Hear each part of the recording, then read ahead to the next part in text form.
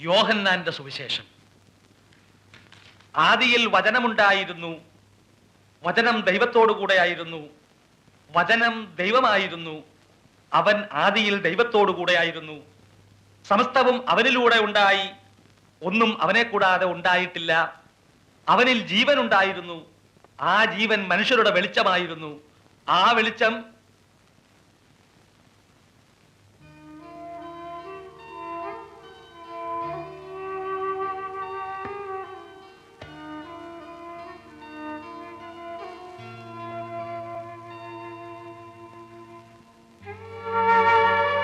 Annie പറഞ്ഞതെല്ലാം കാര്യമാണ്. പക്ഷേ അതിന് വ്യക്തമായ ഒരു പരിഹാരം നിർദ്ദേശിക്കാൻ എനിക്ക് കഴിയുന്നില്ല. അച്ഛൻ പറഞ്ഞ പോലെ എനിക്കും പെട്ടെന്നൊന്നും തോന്നുന്നില്ല. ഏതായാലും ആന വിഷമിക്കണ്ട, സമയമുണ്ടല്ലോ. സമയം ഇക്കഴിഞ്ഞ ഒരാഴ്ച മുഴുവൻ ഞാൻ ആലോചിക്കായിരുന്നു. എന്റെ മരണശേഷം എന്റെ കുഞ്ഞുങ്ങൾ അനാഥരായി വഴിയിൽ അലയരുത്.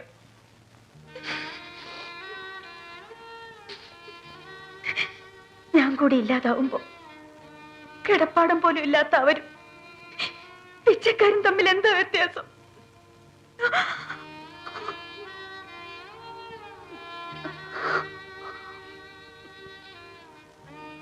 ആഹാരം, കിടപ്പാടം, വിദ്യാഭ്യാസം, സ്നേഹം, ഇതൊക്കെ അവർക്ക് കൊടുക്കാൻ പറ്റിയ ആരെങ്കിലും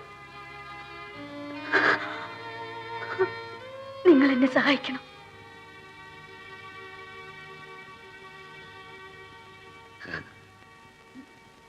ഞങ്ങളൊന്ന് ആലോചിക്കട്ടെ. ആനി പൊയ്ക്കൊള്ളൂ.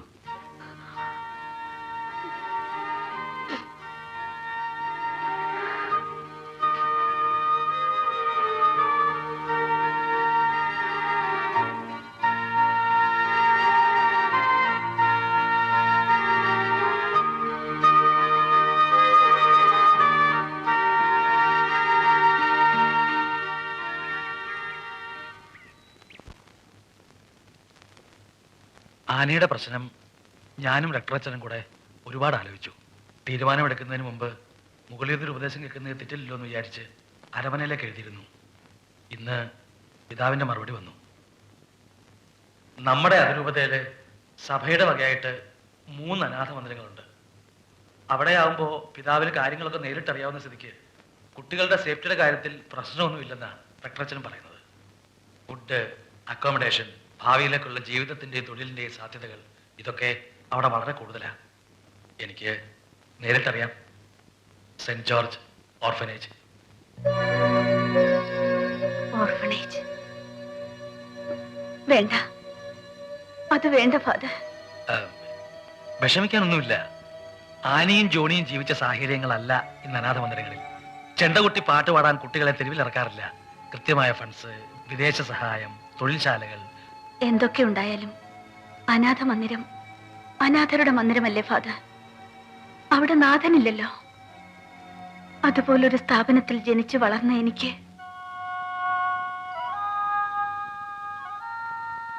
കൃത്യമായി 3 നേരം ആഹാരം, ചിലപ്പോ അത് 2 നേരം, ചെറിയൊരു മുറിയിൽ 10-25 പേർ, വൃത്തിയില്ലാത്ത ഡോർമിറ്ററി. ആ സാഹചര്യങ്ങളെല്ലാം ഇപ്പൊ നന്നായിട്ടുണ്ടാവും. പക്ഷേ സ്നേഹം നൽകാൻ ആരുമില്ല, സുഹൃത്ത് ബന്ധങ്ങളില്ല, ഭാവിയിലോട്ടൊന്ന് ഓർമ്മിച്ചു വെക്കാൻ വേരുകളൊന്നുമില്ല. നമ്മൾ എത്ര അമർത്തി തുടച്ചാലും മായാത്ത അനാഥൻ എന്ന പേര് ഹൃദയത്തിൽ പേരെയായിരിക്കും ഒരിക്കൽ പുറത്തു വരിക.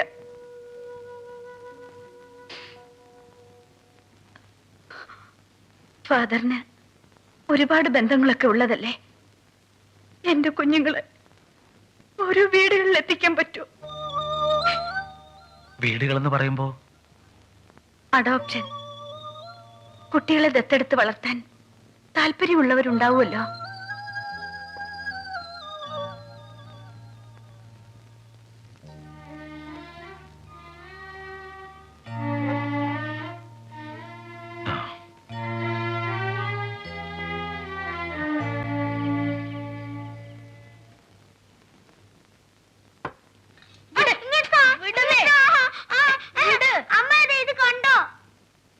മക്കളെ ഇത്?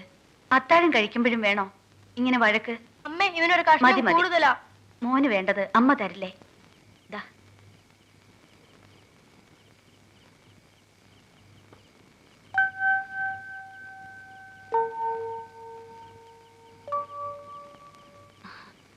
ഞാൻ അടുത്തുള്ളപ്പോ തന്നെ ഇങ്ങനെ.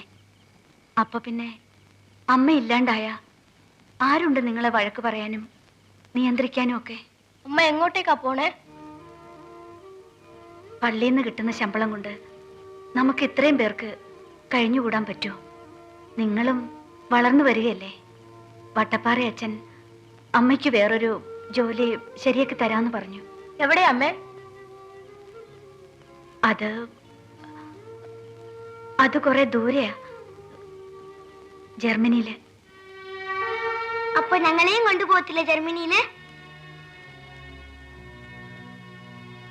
കുട്ടികളെ കൊണ്ടുപോകാൻ അവര് സമ്മതിക്കുന്നില്ല അത് മോനെ. പറ്റില്ല. അങ്ങനെ ഞങ്ങൾ അമ്മേനെ ഒറ്റയ്ക്ക് വിടത്തില്ല. അമ്മ പോയ പിന്നെ മോനുനെ ആരാ നോക്കുന്നേ? മോനെ അമ്മ വേറൊരു വീട്ടിലേൽപ്പിക്കും. അവര് വളർത്തിക്കോളും. നിങ്ങളുടെ കാര്യവും അമ്മ തീരുമാനിച്ചിട്ടുണ്ട്. ചാച്ചനും അമ്മയും ഇല്ലാതെ നിങ്ങൾക്കിവിടെ കഴിയാൻ പറ്റുമോ? ഓരോ മക്കൾക്കും ഓരോ വീട്, ഒരുപാട് സ്നേഹമുള്ള ചാച്ചനും അമ്മയും,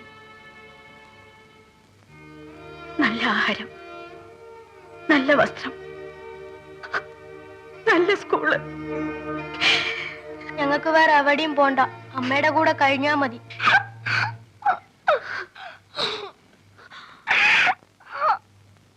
മീനു,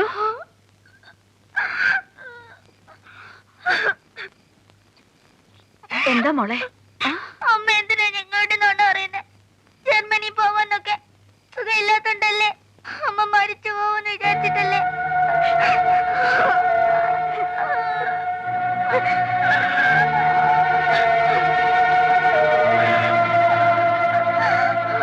എന്താ ചേച്ചി, എന്തിനാ അമ്മ കരയുന്നേ?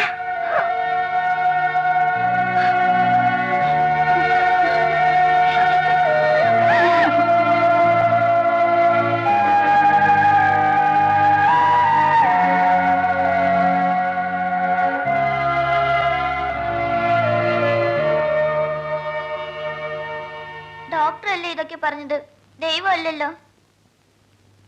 ദൈവത്തിന് അസാധ്യമായത് ഒന്നുമില്ലെന്ന് അമ്മയല്ലേ ഞങ്ങളെ പഠിപ്പിച്ചത്. മോളെ, ഇത് ദൈവത്തിന്റെ തീരുമാനമാണ്. ഡോക്ടർ അത് മനസ്സിലാക്കി തന്നേ ഉള്ളൂ.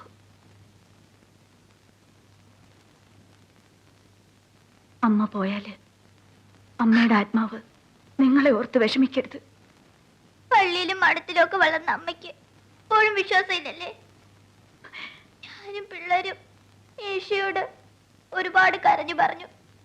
മനസ്സോർന്ന് പറഞ്ഞ ഈശോ കേൾക്കും. എനിക്കറിയാം എന്റെ അമ്മയ്ക്ക് ഒന്നും വരില്ല. അമ്മ സമാധാനായിട്ട് ഇവിടെ ഇരുന്നാ മതി. ഞാൻ എങ്ങനെയെങ്കിലും ജോലി എടുത്ത് അമ്മയും പിള്ളേരെ നോക്കാം. അമ്മ എപ്പോഴും ഞങ്ങളുടെ കൂടെ ഉണ്ടാവണം.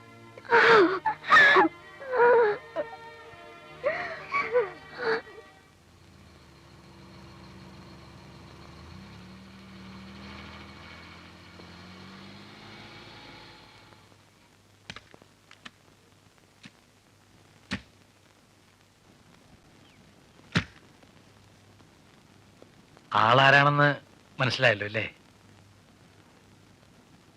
I M doctor David. ഇത് വൈഫാണ് മിനി.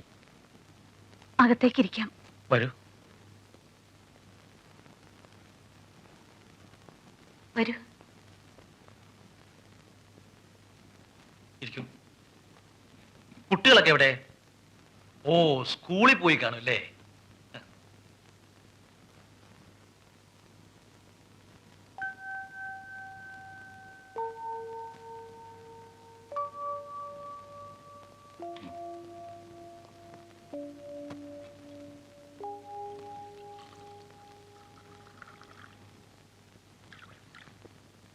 അനി, അവർക്കിപ്പോ കാപ്പിയും ചായയും ഒന്നുമല്ല ആവശ്യം. കാര്യങ്ങളൊക്കെ ഒന്ന് സംസാരിക്കുക, പിന്നെ മോനുകുട്ടിനെ ഒന്ന് കാണുക.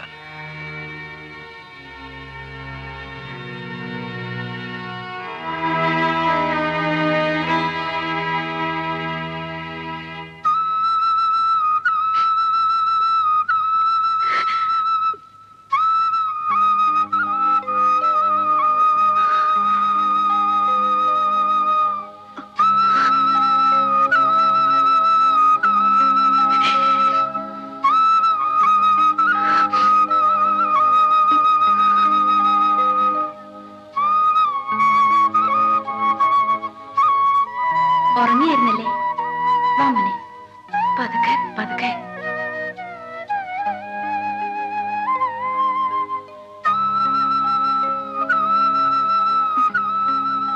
മോനു, നമുക്ക് കാരയില് നമ്മുടെ വീട്ടിൽ പോവാം.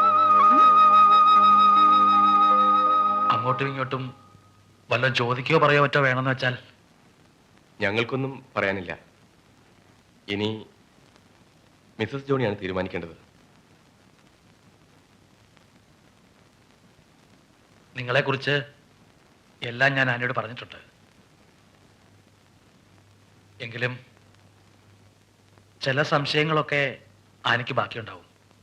സംശയങ്ങളല്ല, എന്നാലും ഇതൊന്നും സാധാരണ നടക്കാറുള്ള കാര്യങ്ങളല്ലല്ലോ.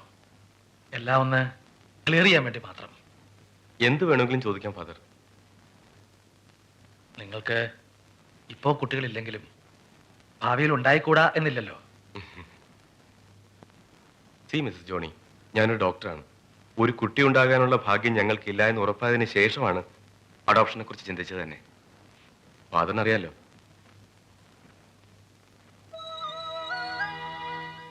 അതുകൊണ്ട് മാത്രം കുട്ടിയുടെ സേഫ്റ്റി ആയില്ലല്ലോ. ഞങ്ങൾ അതും ആലോചിച്ചു. എനിക്ക് കുടുംബ സ്വത്തായി കിട്ടിയ ഒരു എസ്റ്റേറ്റ് ഉണ്ട് വയനാട്ടിൽ. അതിന്റെ പകുതി കുട്ടിയുടെ പേർക്ക് ഇഷ്ടദാനം എഴുതി വച്ചിട്ട് അവനെ ഞങ്ങൾ ഇവിടുന്ന് കൊണ്ടുപോകും. അഡോപ്റ്റ് ചെയ്താൽ പിന്നെ അവൻ എന്റെ സ്വന്തം മകനല്ലേ.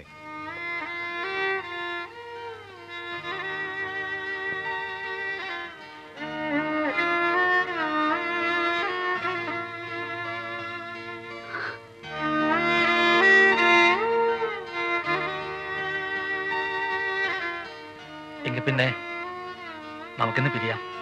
അടുത്ത തിങ്കളാഴ്ച, അങ്ങനെയല്ലേ ഡോക്ടർ പറഞ്ഞത്?